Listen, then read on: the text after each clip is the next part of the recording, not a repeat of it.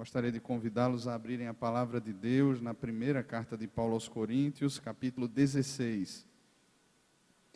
Primeira carta de Paulo aos Coríntios, capítulo 16. Hoje estamos chegando ao final dessa exposição de toda a primeira carta que Paulo escreveu aos cristãos da cidade de Corinto. Pastor Sávio não pôde estar aqui nessa tarde para fazer a conclusão da carta. E aí eu estou tendo esse privilégio de concluir aqui essa etapa, esse tempo aqui tão abençoado, onde a gente pôde aprender mais e discernir o significado do que é corpo de Cristo, tendo como base a primeira carta que Paulo escreveu aos Coríntios. Primeira carta aos Coríntios, capítulo 16, todo o capítulo nos diz assim a palavra do Senhor. Quanto à coleta para os santos, fazei vós também, como ordenei às igrejas da Galácia. No primeiro dia da semana, cada um de vós ponha de parte em casa, conforme a sua prosperidade, e vá juntando, para que se não façam coletas quando eu for. E quando tiver chegado, enviarei com cartas para levarem as vossas dádivas a Jerusalém, aqueles que aprovardes. Se convier que eu também vá, eles irão comigo. Irei ter convosco por ocasião da minha passagem pela Macedônia, porque devo percorrer a Macedônia. E bem pode ser que convosco me demore, ou mesmo passe o inverno, para que me encaminheis nas viagens que eu tenho de fazer. Porque não quero, agora, ver-vos apenas de passagem, pois espero permanecer convosco algum tempo, se o Senhor o permitir. Ficarei, porém, em Éfeso até o Pentecostes, porque uma porta grande e oportuna para o trabalho se me abriu, e há muitos adversários. E se Timóteo for, vede que esteja sem receio entre vós, porque trabalha na obra do Senhor, como também eu. Ninguém, pois, o despreze, mas encaminhai-o em paz, para que venha ter comigo, visto que o espero com os irmãos. Acerca do irmão Apolo, muito lhe tenho recomendado que fosse ter convosco em companhia dos irmãos, mas de modo algum era a vontade dele ir agora. Irá, porém, quando se lhe deparar boa oportunidade. Vamos juntos ler o versículo 13 e o 14? Sede vigilantes, permanecei firmes na fé, portai-vos varonilmente, fortalecei-vos, todos os vossos atos sejam feitos com amor. E agora, irmãos, eu vos peço o seguinte: sabeis que a casa de Estéfanas são as primícias da Acaia, e que se consagraram ao serviço dos santos, que também vos sujeiteis a estes tais, como também a todo aquele que é cooperador e obreiro.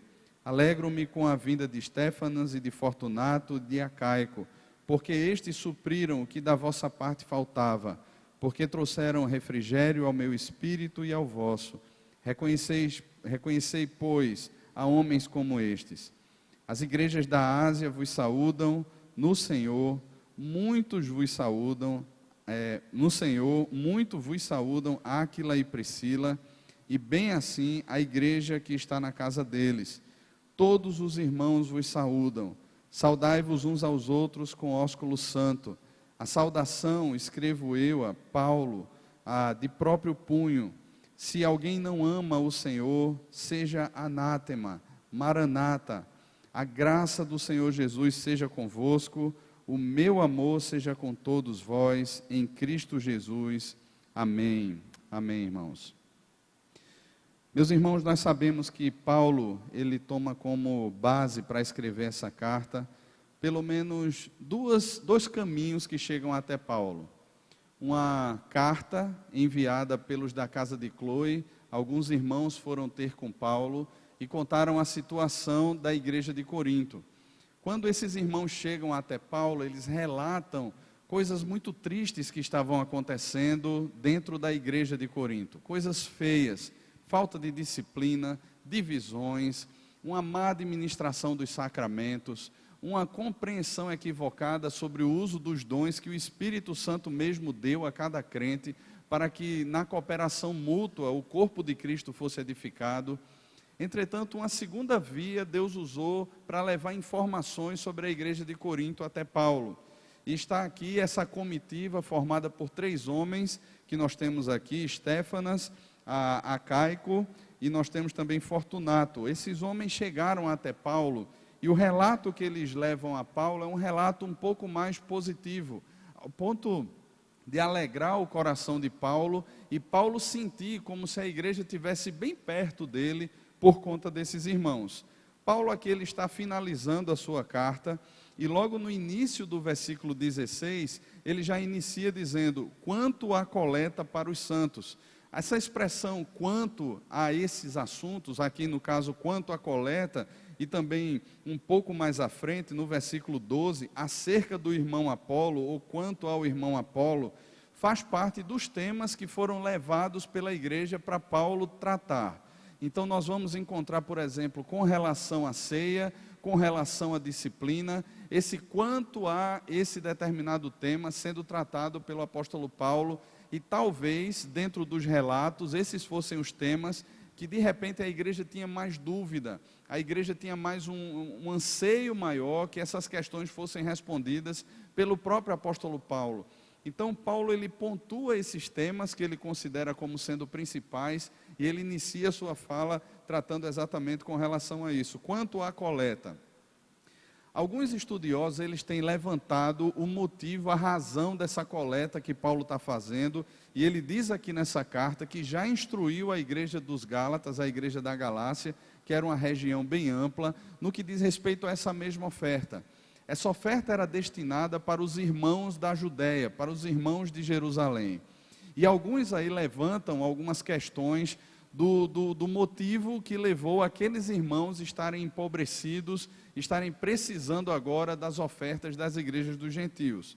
Eu lendo um comentário, e esse comentarista, ele dizia que a base da pobreza do que aconteceu ali na Judéia foi uma expectativa muito grande do retorno do Senhor Jesus. E como nós encontramos em Atos, no capítulo 2, a partir do versículo 42, aqueles irmãos passaram a vender as suas propriedades e bens e saíram repartindo à medida que cada um tinha necessidade. E eles repartiram tanto ao ponto de eles mesmos ficarem empobrecidos agora. Então, é mais ou menos assim a lógica. Jesus não voltou, vocês repartiram tudo de forma até meio que irresponsável, e agora vocês estão pagando o preço por isso.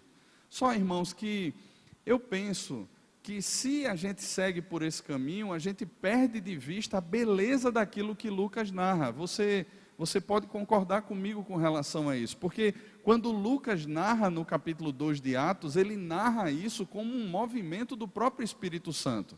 Não era uma questão de irresponsabilidade, não era uma questão de frieza do coração, ou de insensatez, ou de não pensar nas consequências dos seus atos, mas era uma condução do próprio Espírito Santo, que por meio da pregação dos apóstolos, da exposição da palavra por meio dos apóstolos, instruía e conduzia o coração daqueles irmãos a terem um coração, uma postura voluntária, a serem generosos com relação à vida do próximo. É diferente do que acontece hoje em muitas ditas igrejas dos nossos dias, porque são feitas uma série de campanhas, são feitas uma série de artifícios para literalmente ludibriar muitos irmãos e fazerem com que eles contribuam, fazerem com que eles abram seus bolsos, entretanto negociando ou tentando alguma forma de barganhar com Deus, a bênção de Deus ou a vontade de Deus, e isso não é bíblico. O que nós percebemos que aconteceu lá em Atos, nesse movimento do Espírito Santo em constranger o coração dos irmãos e gerar essa liberalidade, tinha como base a pregação da palavra. Eles meditavam diariamente na doutrina dos apóstolos, na comunhão, no partir do pão. E os interesses não eram interesses mesquinhos. E a gente vai perceber isso aqui no testemunho de Paulo.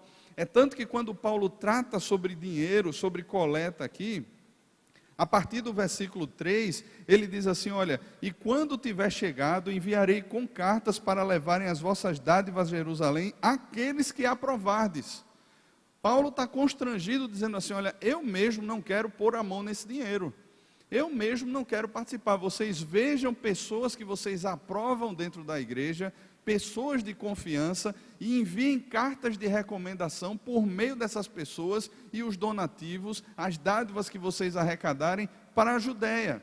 E ele diz no versículo 4, se convier que eu também vá, eles irão comigo. E aqui nós vemos um tipo de constrangimento de Paulo. Não é o meu desejo ir, mas se eu tiver de ir, eles irão comigo. Eu não irei só, esses irmãos irão. Então a gente percebe aqui um zelo, um cuidado muito grande com esse tema, porque não é só nos nossos dias, irmãos, que esse tema relacionado a ofertas, ela constrange o coração. Não apenas por toda a teologia que nós temos nos nossos dias, a teologia da prosperidade e tudo mais, mas nos dias de Paulo, muitas vezes os próprios apóstolos, por causa de testemunhos errados de muitos, eram considerados como pessoas aproveitadoras. Por exemplo, na segunda carta aos Tessalonicenses, o apóstolo Paulo vai falar de irmãos que se portavam inconvenientemente. E o que é que Paulo está dizendo? Esses irmãos muitas vezes entravam nas casas, esses irmãos participavam das refeições daqueles que os hospedaram, participavam ali das vestimentas e da hospedagem, mas não trabalhavam, eles se tornavam pesados para aqueles que hospedavam. E isso era um artifício, eles chegavam ali dizendo, olha, nós estamos aqui para pregar a palavra de Deus. E se demoravam nas casas, se aproveitando da boa vontade dos irmãos. E Paulo combate isso. Aquele que trabalha, aquele que não trabalha também não coma. Porque existiam muitos aproveitadores. E aqui Paulo, ele está colocando a postura dele dentro desse contexto de cuidado, de precaução. Então, a gente percebe, irmãos, que o que aconteceu lá em Atos, no capítulo 2, e consequentemente todo o livro de Atos, até ali, ou todo o livro não, até a perseguição que sobreveio a Estevão, é um coração de liberalidade e de generosidade por meio do Espírito Santo que permeia a vida daquela igreja. É uma igreja generosa, é uma igreja que socorre os seus irmãos, aqueles que fazem parte dela e que estão sob alguma necessidade, estão passando fome, estão passando por lutas, eles repartem os seus bens e doam para aqueles irmãos, para que eles possam caminhar bem. Essa mentalidade de abençoador, por exemplo, faz parte da visão da reforma. Algumas universidades nos Estados Unidos, por exemplo, elas surgiram como pequenas escolas, assim como a Universidade Presbiteriana Mackenzie, lá em São Paulo, surgiu como uma pequena escola de inglês. E aí a intenção, por exemplo, em muitas dessas escolas, e principalmente a história da Universidade de Harvard, nos Estados Unidos, eles olhavam e diziam assim, para nós é constrangedor existirem analfabetos na nossa cidade. Vamos criar uma escola. E eles começavam com aquela escola caseira, na sala da própria casa, porque havia uma intenção de abençoar a comunidade da fé, os irmãos da fé, para que eles não ficassem à margem da sociedade. Quando viam a necessidade de alguém, eles repartiam seus haveres, eles repartiam as suas posses, e eles davam àqueles irmãos para que de alguma maneira eles pudessem voltar a um caminho de desenvolvimento pessoal. Mas tudo isso, irmãos, sempre foi feito com muita seriedade. Havia uma condução da igreja, da liderança da própria igreja, havia uma transparência, havia uma seriedade muito grande, as contas eram bem prestadas. E nos nossos dias, por causa desse misticismo gospel, onde muitos se colocam como o pastor, o administrador, o tesoureiro e o que cuida de todas as finanças, isso se torna um risco muito grande. Porque nesses caminhos, muitas vezes, não há transparência, não há verdade. E muitos aí enriquecem ilicitamente. E muitos aí se tornam pessoas muito bem-sucedidas aos olhos dos outros, assim, que veem e contemplam ser bem-sucedido como um empresário que ganha muito dinheiro, alguém que sobe ou que cresce dentro de uma comunidade ou dentro de uma cidade. E não é a visão bíblica de ser bem-sucedido. Eu lembro de uma frase de pastor Lutero, que ele falou ali, ele pregando no final da vida do apóstolo Paulo. Pobre, preso, abandonado pelos seus, terminou ou combateu o bom combate, completou a carreira e guardou a fé. E o pastor Lutero dizia assim: sucesso não é terminar os dias com uma conta bem gorda no banco, mas é terminar os dias tendo a aprovação de Deus, guardando a fé no coração. E é sobre isso, irmãos, que o Evangelho trata. É sobre isso. Quando nós, por exemplo, traçamos uma campanha para a construção de um templo, tudo isso é feito de forma muito clara. E trabalha-se com a voluntariedade dos irmãos e do próprio conselho que também doa, do envolvimento da igreja como um todo. É feito as coisas às claras e com toda a condução da liderança da igreja, concordando e de forma unida, trabalhando nesse propósito, para que algo seja construído. Mas nós não vemos a aplicação disso de forma pessoal. Olha, nós estamos aumentando a receita para que se aumentem os salários dos pastores, para que passem a ganhar mais, para que isso, para que aquilo outro, não. A visão disso é abençoar literalmente o reino de Deus. E isso precisa ficar claro, irmãos, porque nos nossos dias, assim como nos dias de Paulo, existe uma confusão muito grande no que diz respeito às finanças e ofertas dentro da igreja. E a gente, nesse sentido, precisa ter esse discernimento da palavra para separar por causa dos frutos.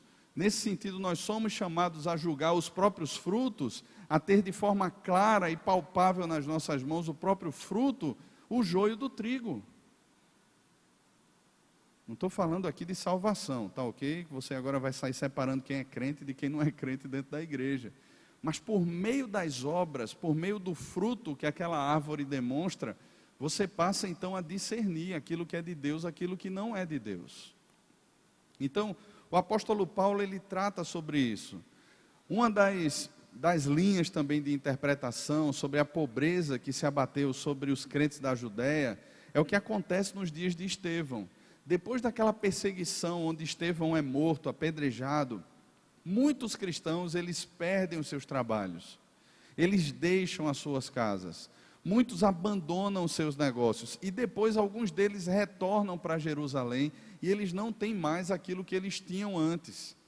Então, abate sobre eles agora toda essa situação. E é interessante, irmãos, perceber o caminho de Deus nessa história maior do que simplesmente a história da pobreza daqueles irmãos. Porque, veja bem, a igreja que nasce em Jerusalém, ela tem um certo cisma, ela tem uma certa rixa com, por exemplo, os cristãos que não eram judeus que se converteram. A gente percebe na história da igreja, por exemplo, que para Pedro era difícil pregar para Cornélio, porque Cornélio não era judeu, era um gentio. Até que Deus dá aquela visão a Pedro, de que Pedro não deveria tornar impuro aquilo que Deus santificou, e que deveria então pregar para os gentios. Paulo, por exemplo, ele é chamado de pregador para os gentios, e é essa vocação que Cristo faz para Paulo, que ele seria enviado a pregar para os gentios. Só que todas as igrejas que Paulo planta, elas sofrem da igreja de Jerusalém um certo olhar meio que duvidoso. A igreja aos Gálatas, por exemplo, quando Pedro ele visita aquela região, o apóstolo Paulo diz que resistiu a Pedro fortemente, porque quando Pedro estava no grupo de judeus, Pedro dizia assim: olha, é necessário a circuncisão. Mas quando Pedro estava no meio dos gentios, ele dizia assim: olha, não é tão necessário assim. E Paulo confronta essa realidade, porque existia, quando ele escreve a carta aos Efésios, por exemplo, ele faz questão de dizer que em Cristo, a barreira de separação entre judeus e gentios, ela foi derrubada. Por quê? Porque existia essa visão meio que cismada da igreja de Jerusalém com relação aos gentios. E agora Deus está levantando a igreja dos gentios para suprir a necessidade da igreja de Jerusalém. Veja como Deus age na história, unindo e dizendo assim: olha, dos dois fez um só povo, usando aqui a linguagem de Paulo lá na carta aos Efésios. Veja a metodologia de Deus, irmãos. Deus está usando exatamente as igrejas que eram desprezadas, ou talvez assim meio que aquele olhar de banda, né, pela igreja de Jerusalém. Deus está usando esse processo agora para trazer humildade ao coração da igreja de Jerusalém, e eu acho isso tremendo, irmãos. Eu acho isso tremendo. Sabe, porque não foi mera irresponsabilidade. Não foi simplesmente a pobreza lá do tempo lá, depois da perseguição de Estevão. Mas aquele era o método de Deus para tratar algo que precisava ser tratado no coração da igreja de Jerusalém. E isso, irmãos, aponta para o meu coração essa doutrina maravilhosa, essa verdade bíblica tremenda da soberania de Deus. Como nada acontece fora dos propósitos de Deus.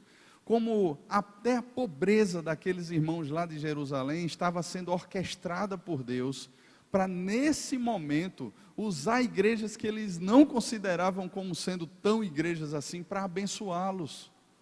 Como Deus usa, irmãos, de forma maravilhosa esse caminho para quebrantar o coração e para revelar essa unidade que foi conquistada por Cristo.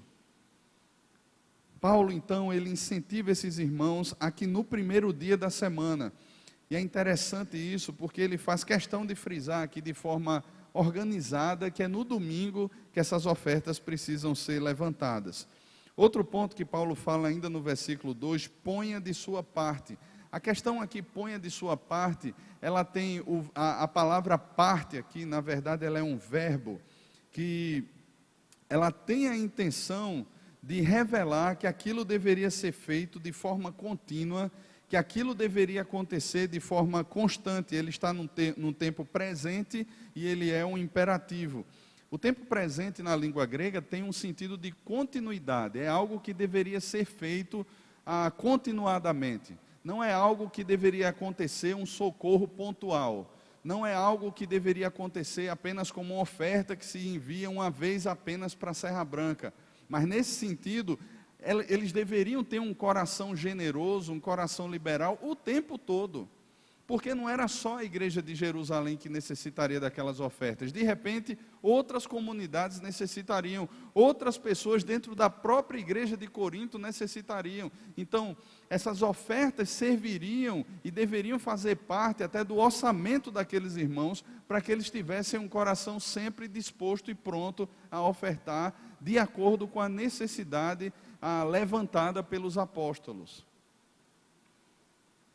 Então, a gente percebe aqui que deveria acontecer no primeiro dia da semana, deve ser algo contínuo e deve ser algo também, ainda no versículo 2, conforme a sua prosperidade. E é interessante aqui também a palavra prosperidade, porque essa palavra prosperidade no original, ela significa não o que a gente entende como prosperidade hoje, mas ela seria melhor traduzida assim, de acordo com aquilo que aquele que caminha com você dá a você. Não é interessante isso? É literalmente de acordo com aquilo que Deus tem abençoado você em meio à caminhada. Não é uma prosperidade que ela é fruto essencialmente do fato da pessoa se considerar boa ou apta para alguma coisa, perita para alguma coisa e conquistar as coisas como se fossem suas.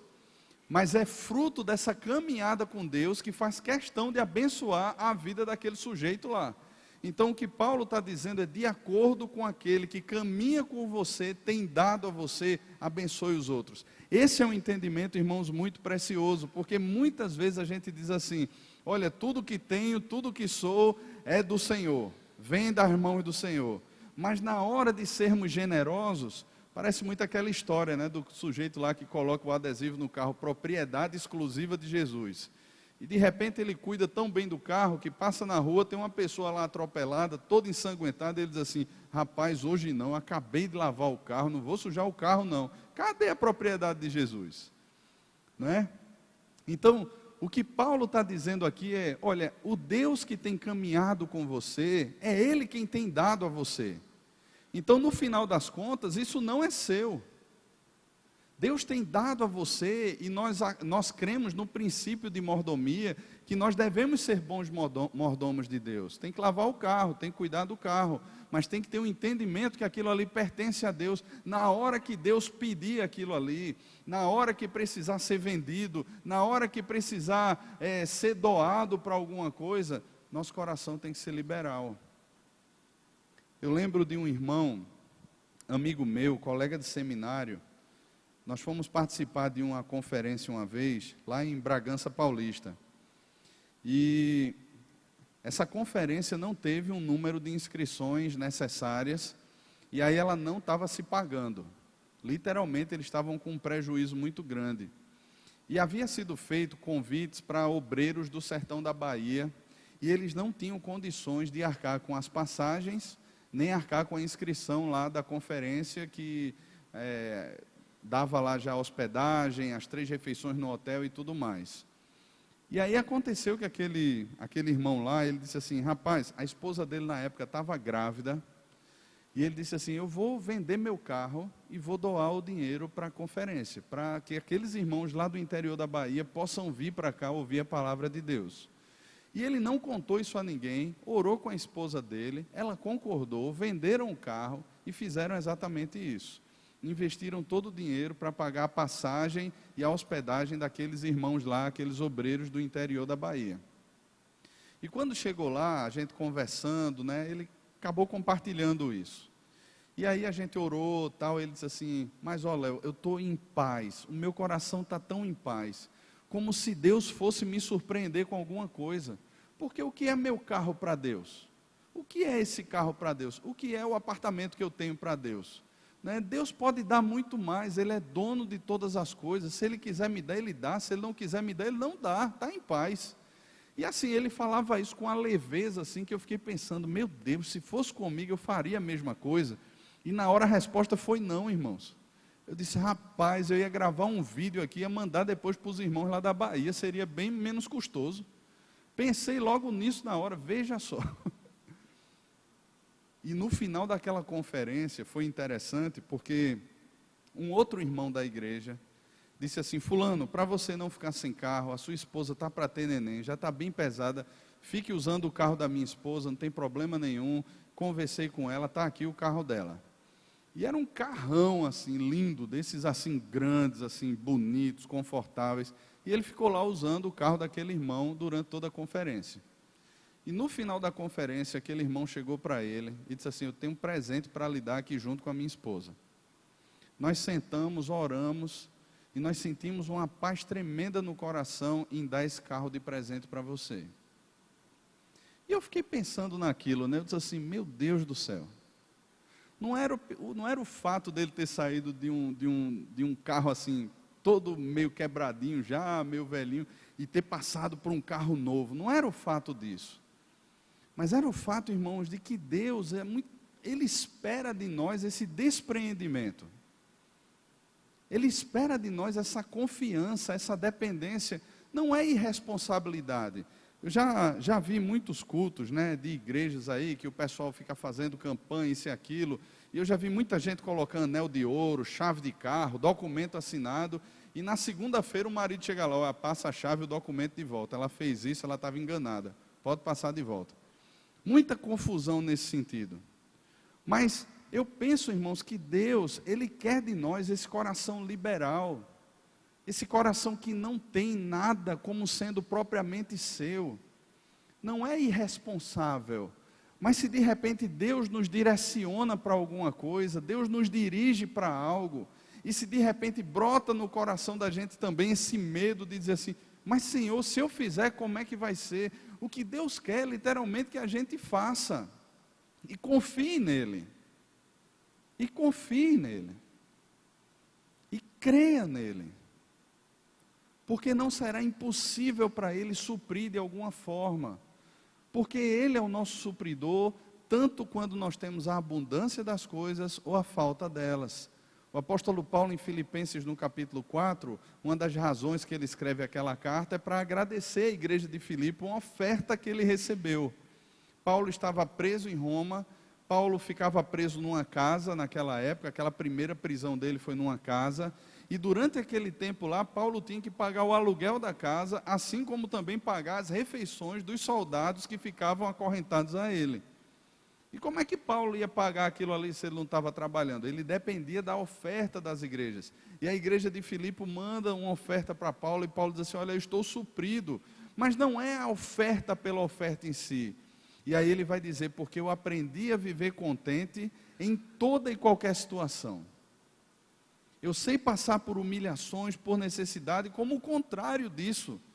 Não são essas coisas que definem a alegria do apóstolo Paulo, e ele afirma: tudo posso naquele que me fortalece. Eu posso enfrentar tanto a fartura como a escassez, porque há um Deus que fortalece o meu coração.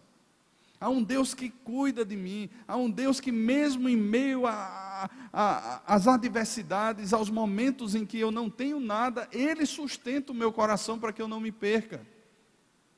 Então é essa convicção que toma o coração do apóstolo Paulo.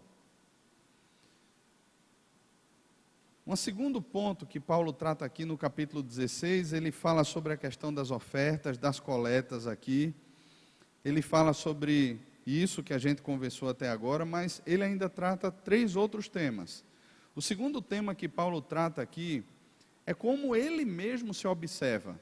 Se você olhar a partir do versículo 5, ele diz assim: olha, eu quero ter com vocês, eu quero visitar vocês por ocasião da minha passagem pela Macedônia, porque ele tinha a intenção de percorrer a Macedônia, e bem pode ser que convosco me demore ou mesmo passe o inverno. O inverno, pelo menos ali naquela região, seriam 3 meses que Paulo passaria, e ele passa esse tempo, segundo os comentaristas, na igreja de Corinto, até porque era impossível a navegação no período do inverno. Se tornava muito difícil e eram poucos os que arriscavam. Então Paulo passa pelo menos 3 meses na igreja de Corinto, depois que ele escreve essa carta, na visita lá, e ele tem a intenção de, nessa presença agora, não mais por carta, mas estando presente, tratar muitas dessas questões que ele responde nessa carta aqui. Então, Paulo quer ensinar pessoalmente aquela igreja, quer voltar e pastorear literalmente e pessoalmente essa igreja, por todas as questões que foram levantadas na carta. E uma segunda coisa que ele fala aqui, é que depois de passar o inverno, para que me encaminheis nas viagens que eu tenho de fazer. E é interessante como Paulo se coloca aqui, irmãos, porque quando ele usa essa expressão, para que me encaminheis, ele está se submetendo à autoridade daquela igreja. E tem um princípio muito jóia aqui para a gente pensar, é que nenhum líder, ele lidera a partir de si. Suspeite de qualquer carreira solo que você vê por aí. Deixa eu explicar para você. Qualquer pessoa que queira trilhar um caminho à parte da igreja, Deus constitui líderes, pastores, Deus constitui a própria comunidade, como Breno fez aqui. Olha, eu me submeto desde que eles sejam submissos à Escritura, que eu professo como sendo regra de fé e prática. Então Deus constitui líderes. E esses líderes, eles conduzem a igreja à maturidade de Cristo. Mas em nenhum momento, um presbítero ou qualquer pastor que seja, dentro dessa liderança, pode pegar e dizer assim: não, eu vou fazer o seguinte, eu vou desenvolver agora o meu próprio ministério dentro da igreja. Ou de repente algum líder de grupo pequeno diga assim: olha, eu não quero dar mais os estudos que a gente tem lá na segunda-feira, eu vou dar o meu próprio estudo. Eu vou formar os meus próprios discípulos. Eu sei o que é melhor. Eu sei que caminho. Esse assunto aí está muito chato. Eu vou fazer a minha carreira aqui. Ninguém, irmãos. E Paulo nos ensina esse princípio aqui, olha, para que vocês me encaminhem. Ele fala a mesma coisa quando, por exemplo, escreve a sua carta aos cristãos de Roma, a carta aos romanos. Ele diz assim: olha, o meu desejo é ir para a Espanha, mas eu vou até vocês, para que daí vocês me enviem para a Espanha. Ele não tem assim aquela intenção de dizer assim: eu vou sozinho, porque eu sei, eu sou um estrategista, eu sou alguém que conhece, eu sou um apóstolo, então eu vou usar aqui da minha carteirada em vocês para fazer o que eu bem entender. Não.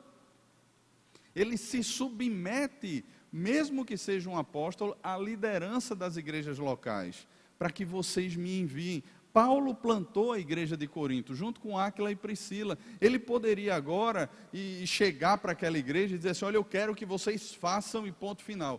Mas ele se submete dizendo assim: para que vocês me encaminhem. Ele coloca esses termos como se ele fosse passivo, completamente passivo, e a igreja tivesse a autoridade sobre a vida dele, e de fato tem nesse sentido. Ele entende que é por meio da igreja que Deus revela, ou se revela ao mundo. Então, Paulo tem essa postura. Mas um segundo aspecto que Paulo tem é que ele quer ser encaminhado não para algo que de repente agora vá trazer para a vida dele alguma paz, algum conforto. Mas veja o final do texto, versículo 8. Ficarei, porém, em Éfeso, até o Pentecostes, porque uma porta grande e oportuna para o trabalho se me abriu, e há muitos adversários. Esse cara é doido, né? Como é que o cara quer sofrer? Né? Enquanto existe muita igreja por aí, coloque aspas, né, que o lema é pare de sofrer, o cara está querendo sofrer.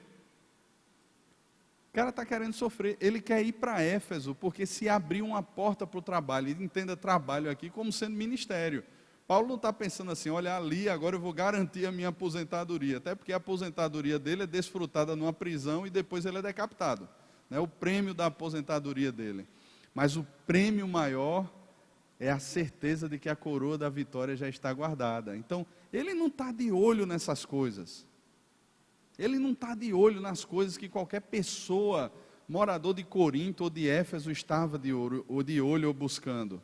Mas quando ele pensa que trabalho, ele pensa literalmente em plantação de igreja, em discipulado, em caminhar com pessoas para que elas conheçam cada vez mais do Senhor, ainda que existam muitos adversários. Ainda que ele apanhe, ainda que ele seja perseguido, ainda que ele seja maltratado, ele tem essa postura de compreender a sua vida, essa consciência de que a sua vida ela não é mais compreendida fora dos propósitos de Deus. Mas existe um plano de Deus que é alcançar os perdidos, e ele se coloca aqui submisso a esse plano de Deus, ainda que seja para sofrer. Há uma terceira verdade aqui, irmãos, antes da gente pular para o final do texto. Eu vou pular o versículo 13 e 14 nesse sentido de propósito. Há uma terceira verdade que é como Paulo enxerga os seus cooperadores. E como ele discipula a igreja para que ela perceba e trate os seus cooperadores. Veja só, a partir do versículo 15, ou melhor, a partir do versículo 10, Paulo vai tratar sobre dois personagens da história da igreja, Timóteo e Apolo. Primeiro ele fala sobre Timóteo. E é interessante que Timóteo aqui, ele fala sobre sem receio, para que ele, à medida que ele chega lá na igreja, ele seja tratado pela igreja sem receio. A palavra receio aqui é literalmente medo, temor. E a gente sabe, né, quando a gente vê as cartas pastorais, as que Paulo escreve para Timóteo, a gente percebe ali que Timóteo ele tinha características de muita timidez. Mas não só isso, ele tinha problemas físicos também, provavelmente uma gastrite muito séria. Timóteo era uma pessoa mais fechada, era uma pessoa que precisava de empurrões a mais. Por exemplo, Paulo escreve 2 cartas a Timóteo, que são cartas onde literalmente ele empurra Timóteo. A carta que ele escreve a Tito, que tem praticamente a mesma época da carta que ele escreve a Timóteo, é completamente diferente. É uma carta mais curta e as instruções servem para Tito da igreja. A gente percebe ali características diferentes entre Timóteo e Tito.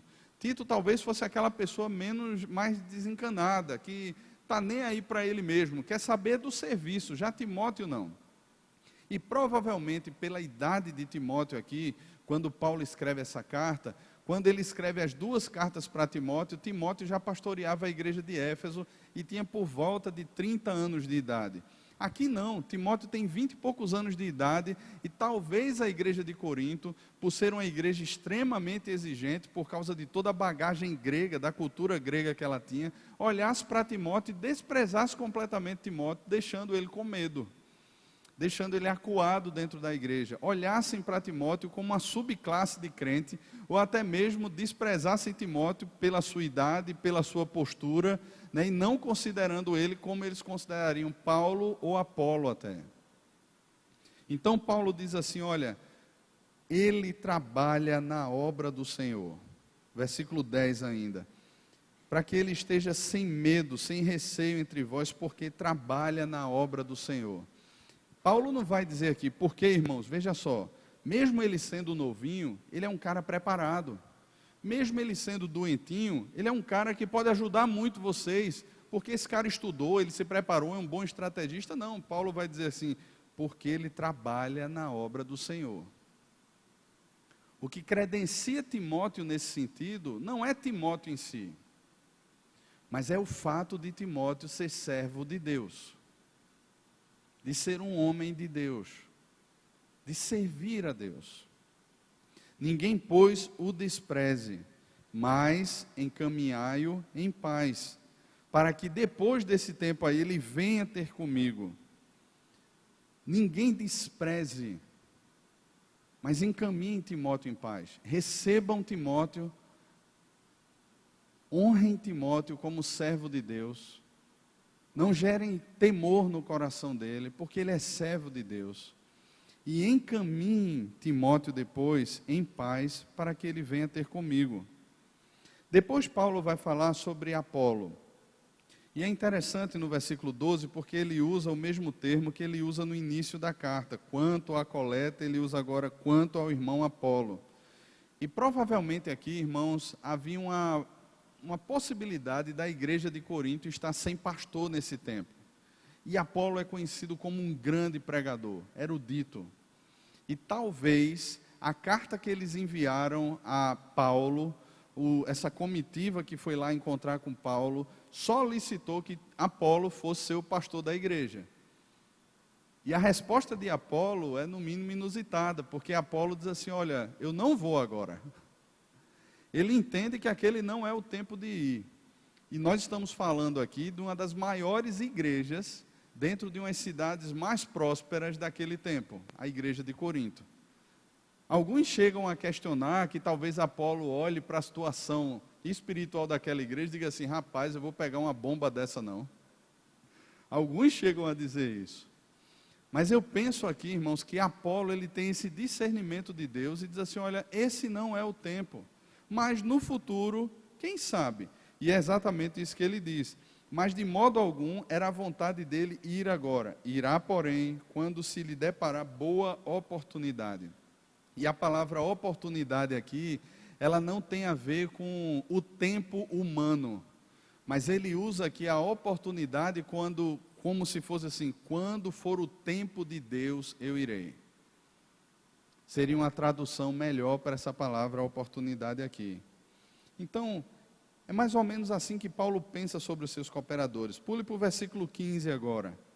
Ele diz assim, e agora, irmãos, eu vos peço o seguinte, ele fala sobre a casa de Estéfanas, que tem essa tradução de Estéfanas aqui, mas é um homem, são as primícias da Acaia e se consagraram ao Senhor, ao serviço dos santos.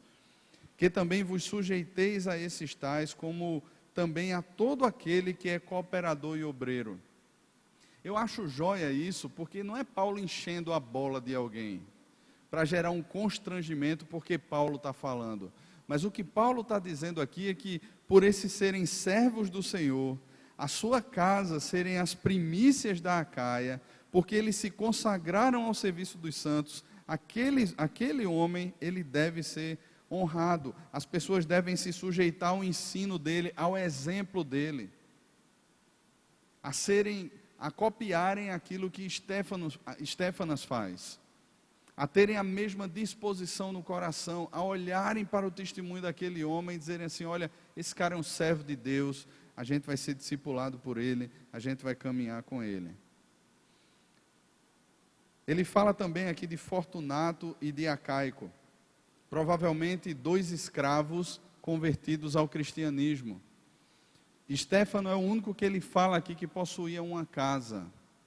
Os outros 2, eles são contados na história da igreja como simplesmente pessoas mais simples, mas de igual modo cooperadores. E é isso que Paulo vai tratar sobre isso aqui. Veja, eles supriram a presença, a falta que Paulo sentia da igreja de Corinto, trouxeram refrigério ao espírito de Paulo e ao vosso. Reconhecei, pois, a homens como estes. E é jóia, irmãos, porque ele passa aqui uma régua. Não é o fato de Estéfanas ser um homem que de repente tivesse algumas posses, tivesse lá a sua casa, e Fortunato e Acaico então seriam mais desprezados, não. Ele diz assim, olha, honrem, reconheçam homens como estes, porque são servos de Deus. Não existe essa perspectiva de que você tem mais e agora você é mais honrado por causa disso. Mas o que Paulo usa aqui como régua é o fato de serem servos de Deus, de serem homens de Deus, de caminharem com o Senhor.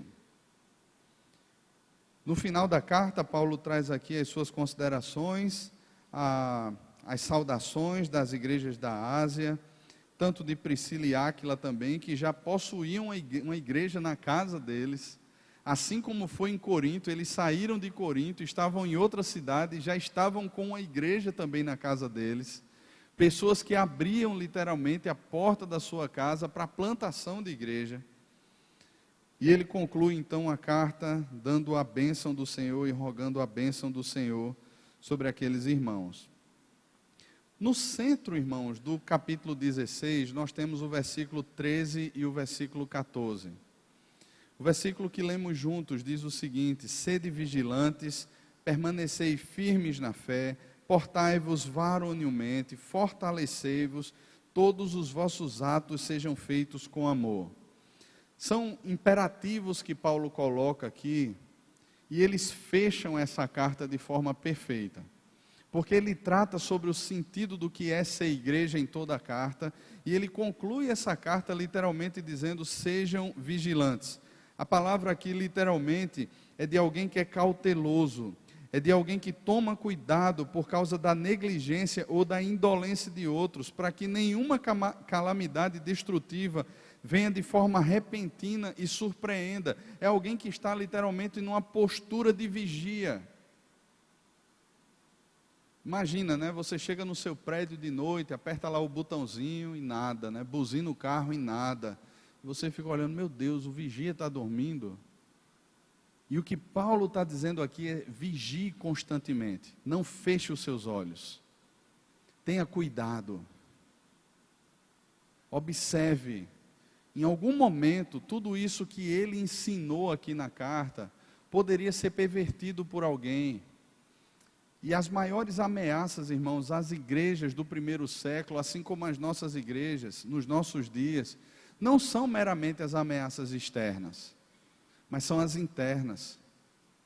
As externas, a perseguição que a igreja sempre enfrentou durante todos os seus anos de história, elas sempre geraram crescimento à igreja. Você vê até a declaração de muitos missiólogos e historiadores, né? O sangue dos mártires servia como adubo para o crescimento da igreja. As ameaças externas, elas provocam, elas causam desconforto, mas elas não impedem o crescimento. Mas as ameaças internas, sim. E Paulo chama aqueles irmãos a serem vigilantes, a terem os olhos muito bem abertos, a terem os ouvidos muito bem abertos. Assim como Pedro escreve a sua segunda carta, João escreve a primeira carta, Judas escreve a sua carta, e Paulo trata sobre isso em várias das suas cartas. Eles sabem que essas ameaças internas, elas são reais. Aqueles irmãos já haviam sido pegos por muitas coisas erradas, divisões dentro da igreja, a imoralidade dentro da igreja, uma falsa compreensão do significado de corpo de Cristo levou a tudo isso. Mas não cessou porque uma carta foi escrita. E é isso que Paulo está chamando a atenção. Eu gosto muito de uma expressão, nós estudamos hoje na classe de escola dominical, na segunda carta de Pedro. Ainda no capítulo 1, Pedro diz assim: olha, eu estou escrevendo isso para fazer vocês lembrarem. E ele usa ali no finalzinho do capítulo 1, 3 vezes a palavra lembrar, lembrar, lembrar, para que aqueles irmãos não esqueçam quem eles são no Senhor. Para que eles não deixem de perceber que são corpo de Cristo, para que eles não deixem de perceber que tudo aquilo que conduz à vida, à piedade e ao pleno conhecimento de Deus já foram doadas em Cristo Jesus. E ao mesmo tempo, irmãos, para que eles não deixem de perceber que as sutilezas, que as heresias, que o engano surge no meio da própria igreja.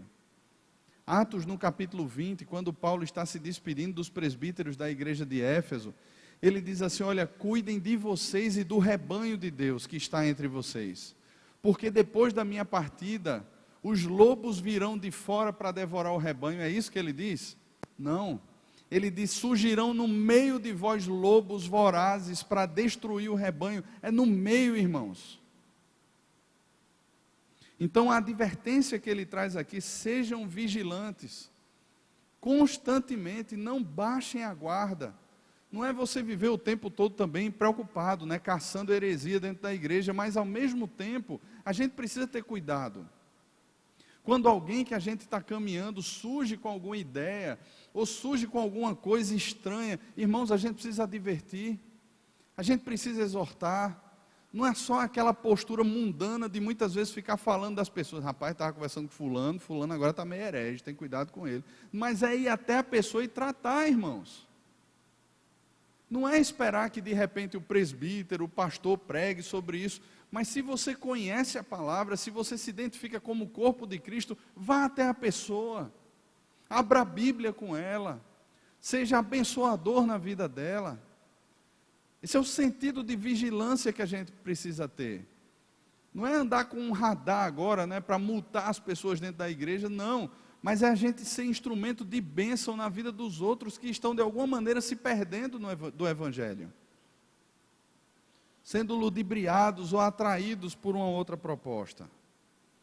Mas ele usa uma segunda expressão: permanecei firmes na fé. Você fica vigilante, mas você mesmo permaneça firme na fé. E é um imperativo também. Permaneçam constantemente firmes na fé.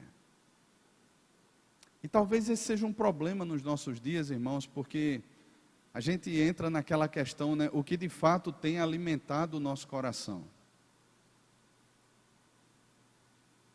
Porque a fé, irmão, gera no nosso coração adoração, devoção, serviço. E ela influencia diretamente toda a nossa dinâmica de vida. Jesus, por exemplo, no Sermão do Monte, ele afirma que nós não podemos servir a dois senhores. E ele afirma também que onde o nosso tesouro está, ali estará também o nosso coração. E a dinâmica é extremamente simples.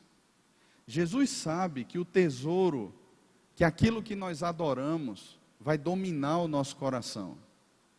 E o nosso coração vai orquestrar toda a nossa agenda para servir aquilo que é objeto da nossa adoração, o nosso tesouro. Então, quando Paulo está tratando essa firmeza na fé aqui, ele está tratando exatamente esse ponto. O seu objeto de fé vai conduzir toda a sua vida. Um exemplo claro, né, que a gente teve agora nesses últimos tempos, as eleições do nosso país. Como nós somos infantis e meninos. Porque há um tempo atrás a esperança vencia o medo. No outro tempo é outra coisa que vence alguma outra coisa. E a gente sai colocando a nossa fé, a nossa esperança, o nosso amor em pessoas. O Salmo 146 diz assim: não coloque a sua esperança nos príncipes, nem nos filhos dos homens. Sai deles o espírito e eles tornam, sabe para onde? Para o pó. Naquele dia perecem todos os seus desígnios. E ele nos chama, irmãos, a colocarmos a nossa esperança no Senhor. E isso parece ser coisa simples, que a gente canta, mas é tão difícil da gente compreender e viver. Por isso que quando ele fala sobre firmeza na fé aqui, ele fala sobre alguém, sobre o próprio Deus, que deve ser o objeto maior da nossa fé. A pessoa principal da nossa vida, a pessoa que a partir dele toda a nossa agenda se movimenta. Para que a gente não seja, irmão, como qualquer mundano aí fora, que crê tanto no seu trabalho, que tem ali o significado da sua existência. Se eu deixar de fazer isso, eu perco o significado da minha vida. Como qualquer pessoa que não conhece a Deus aí fora, que tem como tema principal de todas as suas conversas o seu próprio umbigo, o seu ego. Olha, porque eu sou bom, porque eu sou isso, porque eu sou preparado, eu sou aquilo outro. Olha, se eu tivesse no lugar de fulano de tal, de cicrano de tal, com o coração perdido. porque coloca a fé em si mesmo, e não é humilde o suficiente para olhar para Deus e dizer assim: Senhor, obrigado, porque toda a suficiência do meu coração, toda a alegria do meu coração não estão nas coisas, não estão nas pessoas, mas está firmada no Senhor.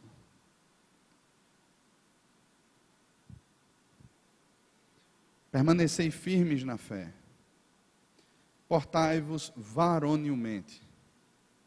Essa é uma expressão bem interessante, porque ele está dizendo assim: seja homem,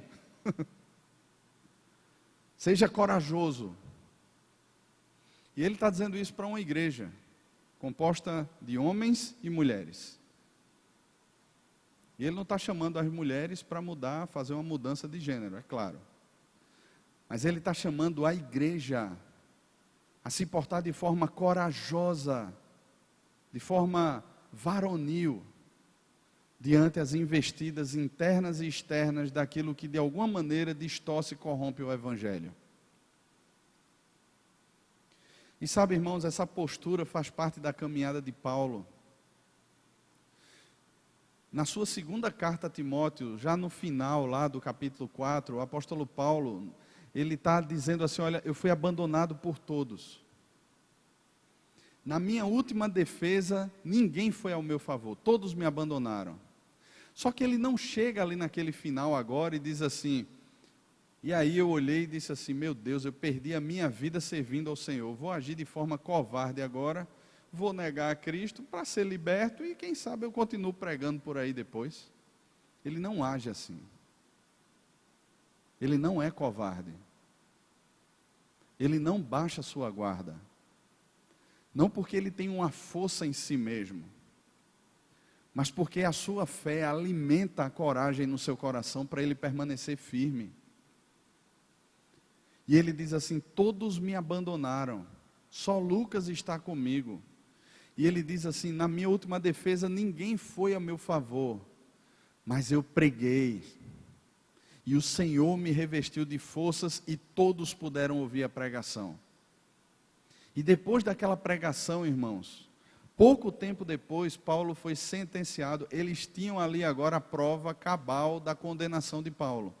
Paulo mesmo se condenou por suas palavras, por sua pregação. E por causa disso, depois ele foi decapitado. Essa coragem, irmãos. E muitas vezes a gente olha para as circunstâncias da vida e a gente se acovarda diante delas. Nós não somos ousados no espírito, intrépidos, nos falta coragem, nós nos amedrontamos diante das circunstâncias da vida, nós sofremos diante das calamidades, porque nos falta fé, irmãos. Certeza de que somos corpo de Cristo, de Cristo. De Cristo. A relevância disso, Ele deu a sua vida por sua noiva, que é você. Não existe nada mais precioso para Cristo. Você é a noiva dele, nós estamos desposados com Cristo, irmãos. Ele está vindo nos buscar. É isso que acontece num casamento judaico. O noivo chega lá, assume o compromisso, ele está comprometido com a noiva agora, ele volta para a sua casa, e no tempo certo o noivo vem resgatar a sua noiva para a sua casa, que ele foi preparar. E é exatamente isso que está acontecendo. O noivo vem, e nós podemos permanecer firmes na fé, corajosos na fé, esperando ansiosamente o retorno do nosso noivo que está vindo nos buscar. E tendo essa certeza no coração, irmãos, de que nada, absolutamente nada pode nos separar do amor que o noivo tem por nós. Isso não só constrange o nosso coração, mas enche o nosso coração de vigor para que a gente permaneça. Para que a gente vença esse mundo, porque ele já venceu esse mundo. para que a gente caminhe aqui não como pessoas que estão derrotadas, mas de glória em glória, de vitória em vitória. Nós somos mais que vencedores, irmãos.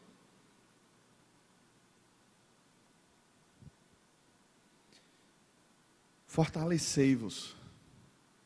E é interessante que a palavra fortalecei-vos aqui, ela é diferente de todos os outros. Ainda que ela seja um imperativo, ainda que ela seja contínua, ela é presente, ela é passiva. O sentido aqui é: fortaleçam-se uns aos outros. E isso tem a ver com essa unidade do corpo de Cristo. Sabe o que é que Paulo está dizendo assim? Você precisa de Werner. Você precisa de Roberto. Você precisa de Carmen. Você não é autossuficiente. Esdras precisa de Andressa. Andressa precisa de Francisval. Diógenes precisa de mim. Eu preciso de Diógenes. Nós somos chamados, irmãos, a juntos nos fortalecermos. Nós somos chamados como corpo de Cristo a desenvolvermos a fé, a coragem, essa varonilidade, esse vigor espiritual, juntos. À medida que alguém se enfraquece, irmãos, nós somos chamados a chegar juntos. À medida que alguém está precisando, nós somos chamados a ir ao encontro e caminharmos juntos. Esse é o sentido de corpo de Cristo, irmãos. Não é simplesmente um grupinho que você é mais afeito, mas é o corpo de Cristo. E se você congrega nessa igreja, se você é membro dessa igreja, é essa igreja aqui que é alvo do seu amor. Nós somos chamados a essa caminhada, irmãos, que vai comprometer a nossa agenda, vai comprometer os nossos sentimentos. Tenha certeza que você vai sofrer. Qualquer um de nós, se parar para abrir o coração um para o outro e contar as mazelas, vai gerar sofrimento. Mas é assim que Deus nos criou para ser, irmãos. Nós somos igrejas, somos pastores uns dos outros nesse sentido. Por meio da palavra que habita ricamente no nosso coração, nós somos chamados a instruir e ao aconselhamento mútuo. Sermos bênção na vida do outro. Todos os vossos atos sejam feitos com amor. E aí Paulo fecha isso aqui de forma perfeita. Porque não é simplesmente porque eu tenho que fazer, mas é com amor. E a palavra que ele usa aqui é a palavra ágape. É com um amor que vem de Deus, que ele não pode ser produzido nem gerado por nós. Mas ele é o amor que existe, porque primeiro ele existiu lá na cruz e alcançou o nosso coração. Primeira carta de João, capítulo 4, João diz assim: olha, se você diz que ama a Deus e não ama seu irmão a quem você vê, você é mentiroso. João é pesado, ele pega pesado com isso. Você é mentiroso e a palavra de Deus não está em você. Porque se de fato nós fomos abraçados pelo amor da cruz, nós passamos a amar com o mesmo amor, que não busca os seus próprios interesses, que se doa, que tem o outro como superior a si mesmo, que caminha quantas léguas forem necessárias, porque foi compreendido primeiro por esse amor que vem de Deus, expresso lá na cruz do Calvário, que perdoa, porque um dia foi perdoado lá na cruz, que se doa, porque um dia Cristo se doou lá na cruz. Cristo se torna o nosso exemplo e o centro da vida da igreja, e nós passamos a servi-lo e sermos chamados cristãos, porque Ele é o exemplo maior, se tornou o nosso Deus, único e suficiente Salvador e exemplo. Então que Deus nos abençoe, irmãos, como abençoou aquela igreja de Corinto e nos abençoa por meio da sua palavra, que possamos permanecer firmes, vigilantes, fortalecidos e nos fortalecendo mutuamente no Senhor, caminhando juntos para a glória de Deus. Amém? Vamos orar? Queria convidar o louvor para vir à frente. Se você puder ficar de pé, nós vamos orar, impetrar a bênção. Depois o louvor vai cantar. E aí você fica, se você quiser, para cantar também. Ou você pode abraçar os seus irmãos. Mas não esqueça de uma coisa. Nós temos uma cantina abençoada lá atrás funcionando. Comida deliciosa. Aproveite aí que é reta final da cantina. Domingo que vem é o último dia da cantina. Só ano que vem depois. Então aproveite. Eles estão preparando algo muito especial. E principalmente aquele tempo de comunhão gostoso que a gente tem ali atrás. Amém? Vamos orar? Senhor, obrigado, Pai, mais uma vez por Tua palavra. Obrigado pela doçura que é o Teu Espírito falando ao nosso coração. Obrigado, Senhor, porque o Senhor, por meio dele, nos conduz à verdade da Tua palavra. O Senhor quebranta, esquadrinha o nosso coração. O Senhor trata conosco e obrigado porque o Senhor nos traz de volta ao Senhor. A gente pede, Pai, que tudo isso que a gente ouviu, nessas considerações finais, coisas que até muitas vezes não tem a ver com a nossa vida, alguns pontos que talvez a gente olhe e diga assim, olha, isso aí parece que não se encaixa muito na minha realidade.